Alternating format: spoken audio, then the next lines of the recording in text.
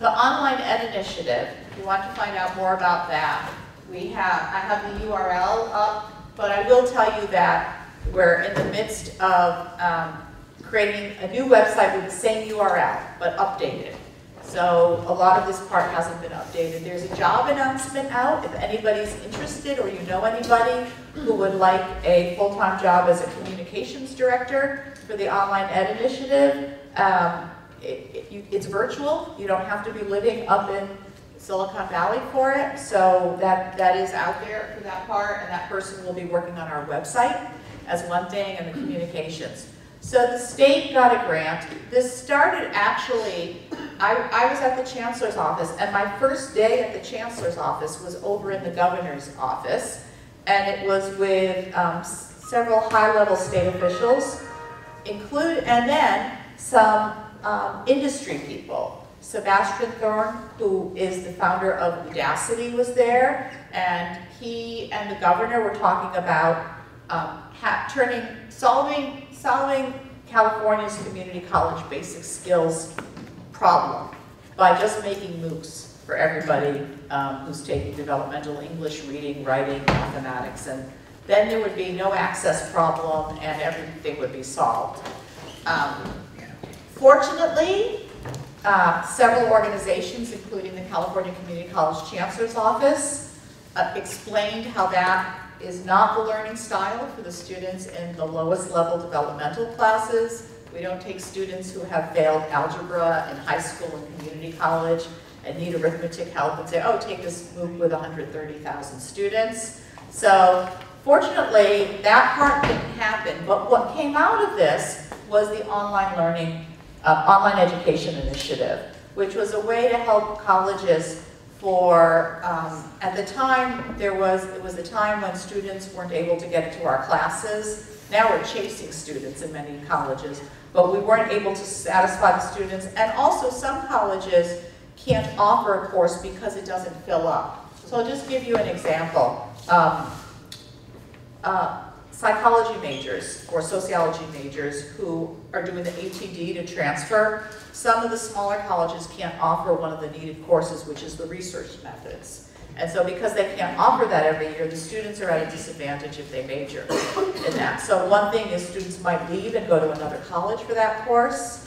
Another is they might just not finish. They might not be able to do the ATD. So this was a way where one course could offer that course, and students around the state could take that course to finish it at their school. Another one is if you had long wait lists for certain courses. For example, long wait lists for US history. And then you could say, all right, we're going to offer this through the Online Ed Initiative, so a student at West LA could take it at San Diego Mesa, and it would be easy, and you wouldn't be messing up their financial aid, because if they're taking courses at 4 different places, it would all come down to being a full-time student.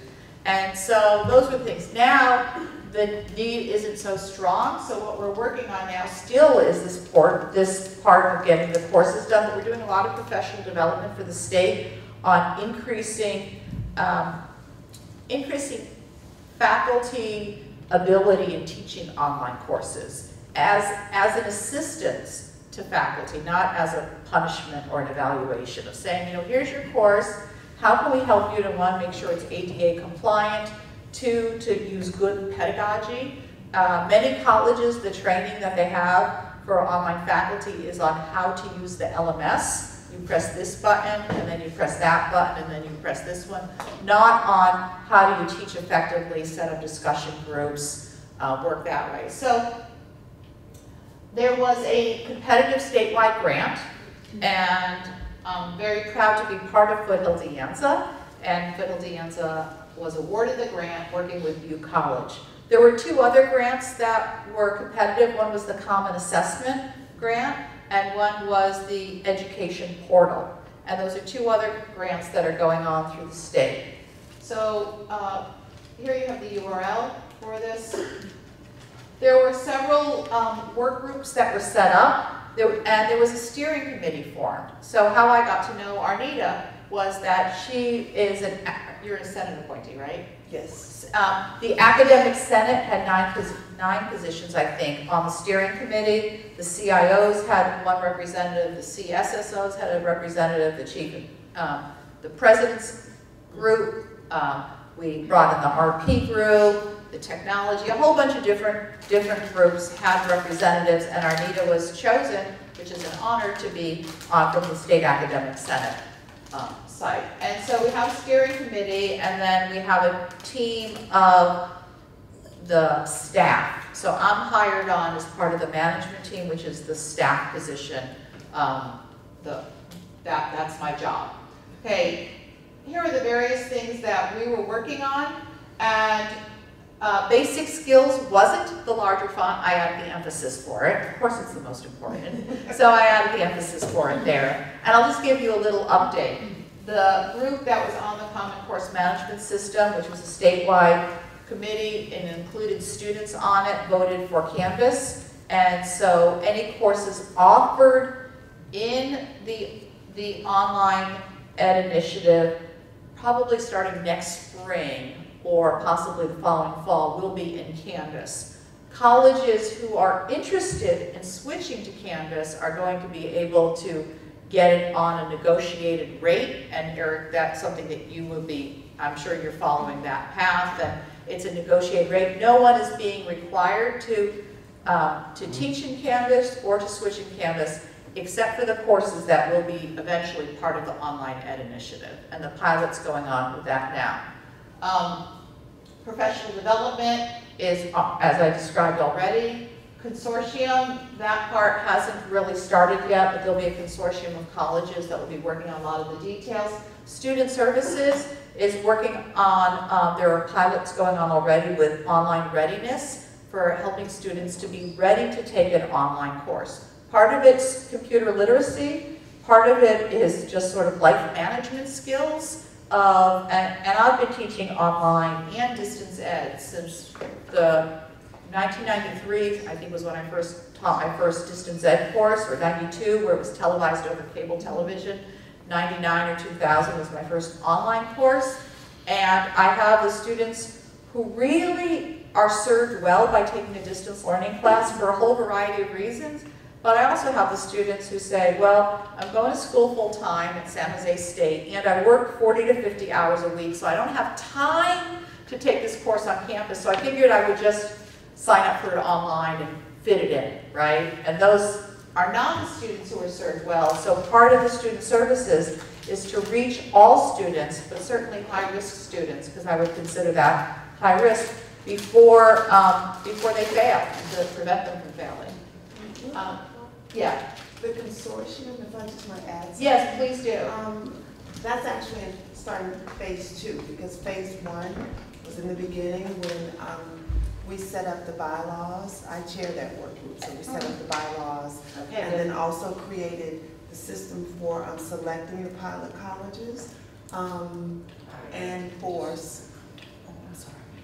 selecting how that process would play out. So okay, and what's phase 2 now? Set up. Phase 2 is for now all of the pilot colleges, now that they've been selected, to come together and then start the process. Oh, good. Yeah. Are you still chairing that? I chair, well, still chairing it, but actually John Makovich, as your staff person, will be headlining that. Great, thank you. Thanks for the update on that. Academic Affairs is dealing with all the courses, and the basic skills is not basic skills courses. It's what I just presented on embedding basic skills support into the transfer level courses. And eventually, the way that it's working now is we took the most enrolled courses. So these were the courses, and because of the legislative funding of this, we were required to take the courses with the highest enrollment for transfer in the ATD. So eventually, I'm hoping that it will come down and will go one below freshman composition and one below transfer level mathematics, which is typically intermediate algebra, and work on those courses after, and not jump into all the basic skills, but go one below and see how we can do that. But I think we need to get the transfer level courses all worked out first, and also the career courses, to be offering the career courses through the OEI.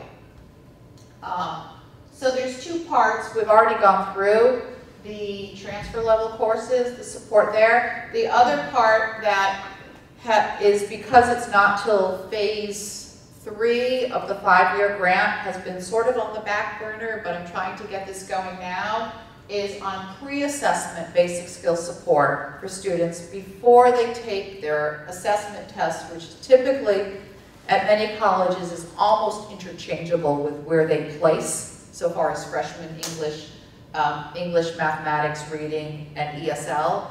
And I believe, especially in mathematics, and not just because I believe, just because of my experience of teaching for over 30 years, is that mathematics is a field that if you don't use it, you can forget all these little reviews, but you have it in the back of your mind. So for an example, let's say you go to take your assessment test. Most people, I'll just say most people in this room, but even students who are coming to us as freshmen, they do know how to divide fractions, or they did know how to divide fractions, but they might be thinking, yeah, I know I flip something and I multiply something, and they go to take a placement test, and you have to make a decision right there, and of course, get it wrong.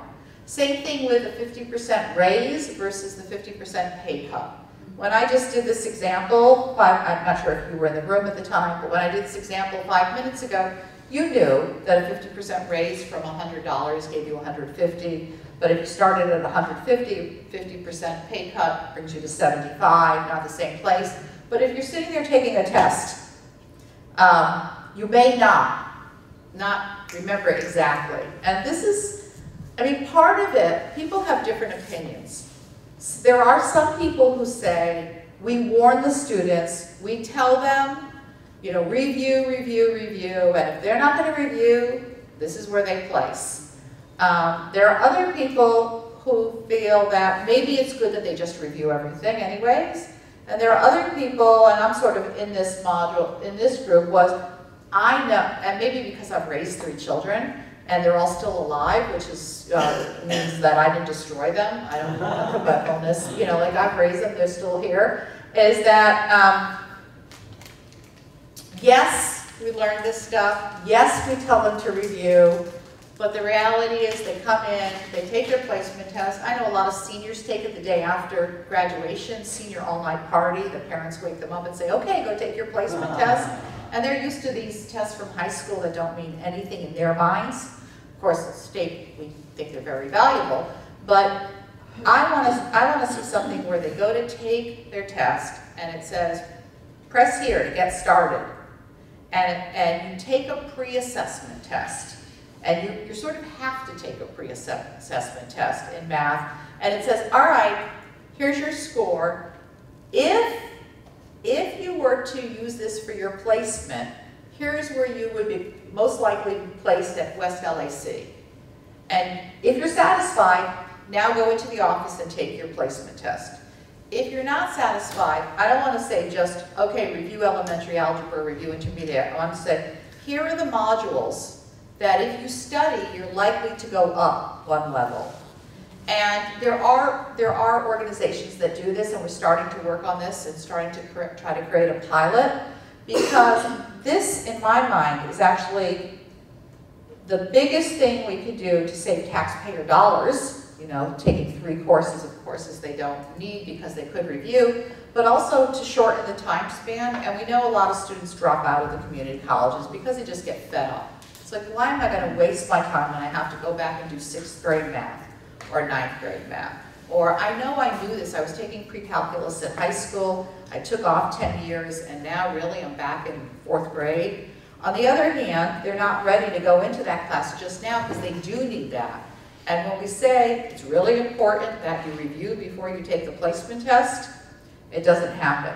ESL and English are a little bit different because people are still using their English and often using their reading and writing even more if they went into industry or they have a career where they had to read manuals. So the review modules for those are a little bit more difficult to diagnose. But so that's the other part that, that I'm working on with basic skills.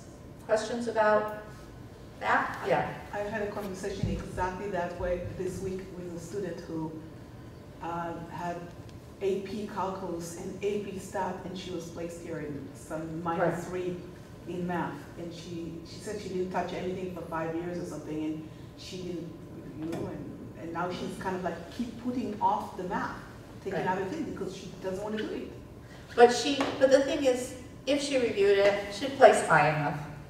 That's what I told her, maybe take it again. Yeah. Well, and so there are restrictions on how often you can take them. But often, sometimes it's once a term, sometimes it's once a year, but often if you can show that you've reviewed a certain amount, then you can be allowed to take it again. Yeah, or even after a grade. I talked to her, I suggested that I verified with the math before. Yeah, yeah, you're good. This is a little off topic, but the OEAD transfer courses, is there any kind of encouragement for those courses to use open educational textbooks? I'm trying.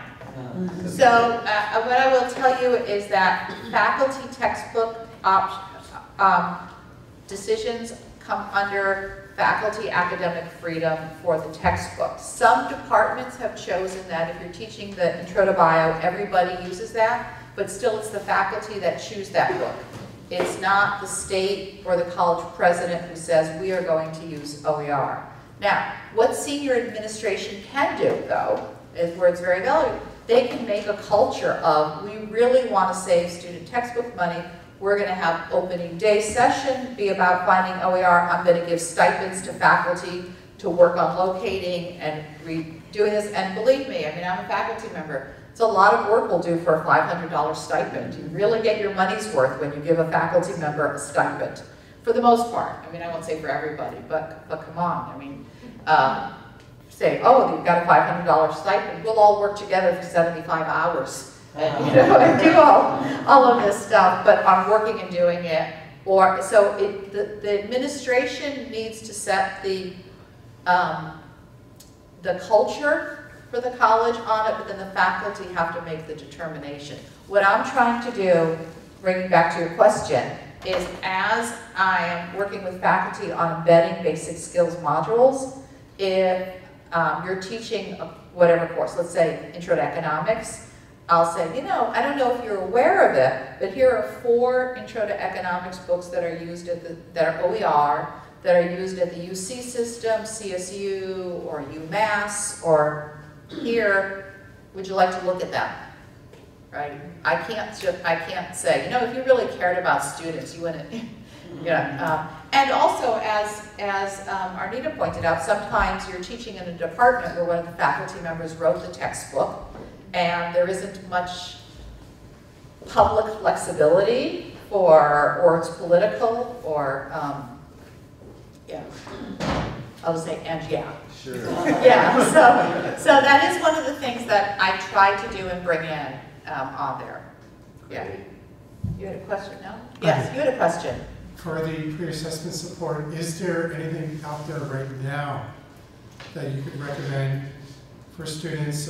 We use Compass here. So I personally use Compass. I personally like the NROC and EdReady materials, and those are free. So if colleges license them, then there's a fee to the college, but students can go in and make a free account. And they're lined up with Compass. So you could go into EdReady, it's edready.org, and you could go into there and you can say, I'm a student. And you can do the math placement test, and it will say, you got the green light for adding numbers. You got the red light for dividing fractions, and then you can work on those. And it's up through transfer level. I think it goes up to placing in transfer level math. So you could do elementary algebra or intermediate. And I've recommended these personally to friends who have children who are even about to take the SATs, because it's diagnostic. It shows, here's what your child knows, and or here's what, you know, for their knows or doesn't know. I try recommending this to students before or during their orientation to college, but these are the same students who very often say, yeah, I've gotten A's and B's in high school, and yeah, I'm going to take my placement test, you know, or assessment test. I'm trying now to work out a pilot, actually, and so I want to work out a pilot with certain student groups in the OEI, as we have the readiness pilot and the tutoring pilot and the full launch, to be this type of pilot for the math assessment, because there are a lot more organizations out there. Yeah. Yeah. There's also a commercial product that's actually very good, Alex, ALEKS.com. But I think the cost is $42 per student for a 6-week license. So again, I'm trying to work on, you know, the big picture is I don't want it to switch into the haves and the have-nots, the people who can afford to pay the $42 to use it as a system for promoting. I mean, I know we're being videotaped, but as I would discuss with faculty, here are the various options. But if I'm trying to find a solution for the state in the Online Ed Initiative, I want to work for options that all students can use without switching it into people who could afford this amount of money versus students who couldn't afford it. Yeah. There was a question. No? Okay. What did you say? What was the link that you said? The diagnostic from? Let me put it up. Okay, I'll put it up. Okay, so this is one, EdReady, and this is free, edready.org. You might have seen it under NROC, N-R-O-C. And then again, this is one that was funded by foundations. So it started out as foundation funding to work on this, and now they're building their sustainability model, partly because the foundations aren't going to fund forever, right? And so this one is getting ready for college math with high school students. So you would get started, and I really like this. I don't want to go through setting it up, but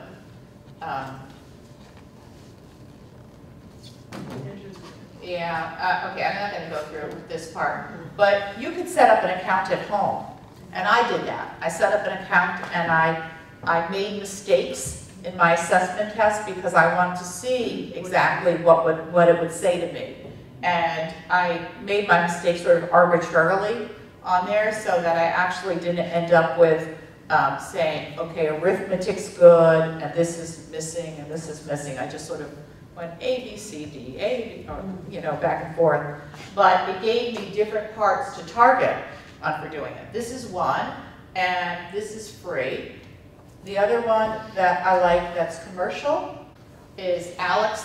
Alex was purchased by McGraw-Hill, and a lot of colleges use this, community colleges use this. It's based out of Irvine. I like the people there, I like the philosophy behind it, and I've seen it in practice where it has good modules for reviewing. And again, it's not usually, this is actually used in the courses. A math teacher would be using this, but I like it as a review modules for doing this. And so, you know, if I had my dream, I know that students are going to still take the placement test. You know, who's going to do this extra work if they think they can go in, haven't had math, like the person you were talking about, hasn't had math for 5 years, but she's like, you know, I was a strong mathematics student, and I'm only going to a community college, you know, what could go wrong? Right? And they go in and they take it, and what I'd like to see is, at that point, students either say, yeah, that's where I deserve to go, and they do it, or you're given an option. You know, are you happy with your results? You can only take the test once a year, except, let's say you decide to do this review module, and I want to have this as a diagnostic free item, and they could do it, whatever one that's chosen is free with the pilot. I mean, I'm just giving you two that I think, personally as a math faculty member, that I know of and I think are good ones, but there would be free ones, and then the students say, you know, if you do this, and you come in with a certain score, we're going to let you take the test again. And I don't care about the monitoring. I don't care about whether they do it with their big brother sitting next to them or their friend or whatever. I don't care if they want to cheat their way through to get a certain score and then take the test. Well, their test score when they do the proctored assessment test is just going to show what they know. But really for most students, I think that especially,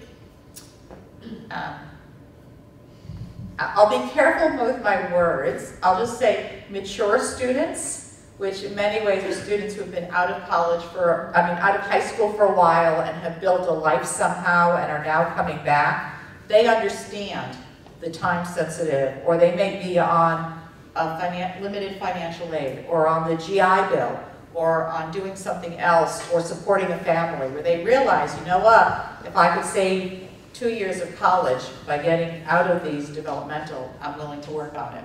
Other students who might not be as mature might just say, oh yeah, whatever on that. So that would be my ideal, and that's what I'm going to try to work on in the next phase of the OEI. That's a great idea. So far as basic skills. And I think what I see is that would give a bigger bang for the buck than putting basic skills courses online. I think that getting students into their transfer level courses, because think back to anything that you've done. As you succeed, you get excited and you want to go on and do something else. And so if you say, wow, I just got, placed 3 courses higher. Yes, I can do this. Yes, I can do this, and we've all had whatever it is, whether it's with something athletic or something training or something thinking about or learning how to play some sort of game, I don't know, bridge or something. There's always something that you try, and as you have these successes, that generates there. But when it seems like forever, and I went through this personally when I was 44 and I went back for my PhD, and I thought about this, and I said, okay, I'm going to turn 50, and I'm going to turn 50 whether I have this degree and whether I lose the weight that I need to lose. So I'm going to turn 50 anyways, and what do I really want? Well, okay, I want to lose the weight, but I decided to give up on that one for a while, and I said, I really want to have my PhD, and it's 6 years away, and I know I can do it. And it was really overwhelming, especially since I went in looking for the card catalog in my first course, right? So it was an overwhelming thing that I took step by step by step, and finally it happened. And I think by having that first success of learning how to use the online library system, which really is a basic skills, that was good. And I think for a student, having this first success of coming in, studying on their own and getting placed even 1 course higher, it's like, I could do this, I've got this here. So. No, it's definitely, I shared with her my experience, similar but in English. Yeah. So I was away from, also I had to go to the army, do all sorts of things until I came to school. It was over 5 years. And even though I was placed in high school and high English, I came and they put me in -3 in English. So I couldn't finish it in a year unless I can jump a level. Yeah. And it was very humiliating because I used to be a good student. Right. And so I told her, I worked really hard, and I actually took the 1 semester, I took the next, they allow us to take the test of the next level, and I passed that, so I could finish it in 1 year. And it felt good after that, but still, it's always sting me, that English. Yeah. And it really reduced my self-confidence about the whole language, because. And then what happened once you jumped a level? You felt good, right? Yeah, and I finished it, but I still, I'm just saying that Right. I knew what she was feeling because she was placed, she finished AP calculus and AP. I'm just saying, what you're saying, you want to be a winner, and if you have a chance. Yeah, and what you said is similar to our students who come and they place in developmental English, math, reading, and many of these students have felt like, the colloquial word be losers all their life, because in high school they were always at the bottom of the classes, and then coming here, and then, there's this still, even though, I truly believe that community colleges are excellent and wonderful, and I've been teaching in them for 26 years, there is still that stigma of going to a community college. And I can remember, I have a colleague who he's a doctor and he has 4 children. And they all went off to prestigious universities. And his younger son, when he was going through, he was talking to me about schools, and he was having some challenges. I said, well, why doesn't he just come to De Anza? This was our neighborhood school for a year, and then figure it out. He said, no, I send my children to real colleges. Well, he went off to the East Coast to a very prestigious university, and winter term, he was back at De Anza and learning how to learn. So the problem wasn't his intelligence, it was the difference between high school and then you go away to college and you have all of life that you have to put together besides juggling. You know, the dorms, the roommates, the food, the actually remembering that you have to study at night as opposed to drinking at night, you know, all this stuff that you have to put together. Oh, I won't say drinking because he was under 21. Yeah, so, I mean, all the stuff, and then he came back, and then he spent 2 years, and really, there was no stigma. The stigma is only, I think, for seniors in like March through June of senior year of high school, when all their friends say, where are you going?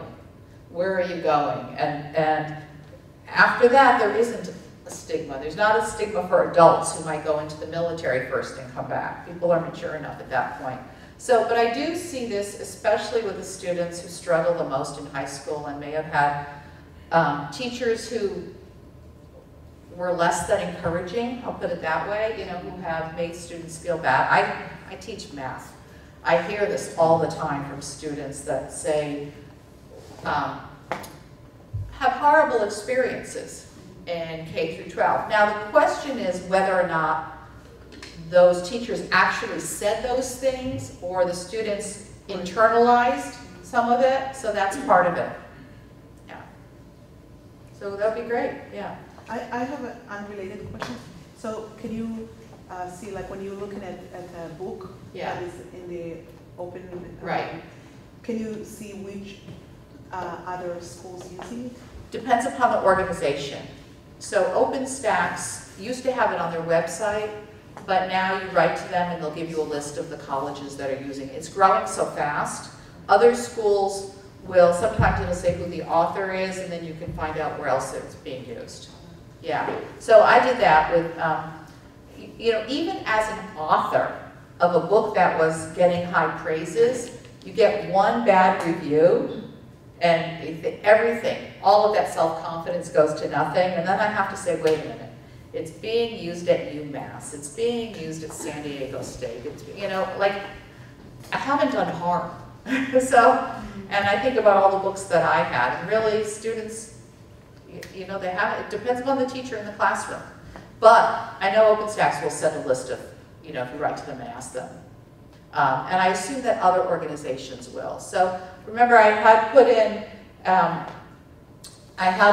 a list of the open textbooks projects, which has lots of other textbooks too. Yeah.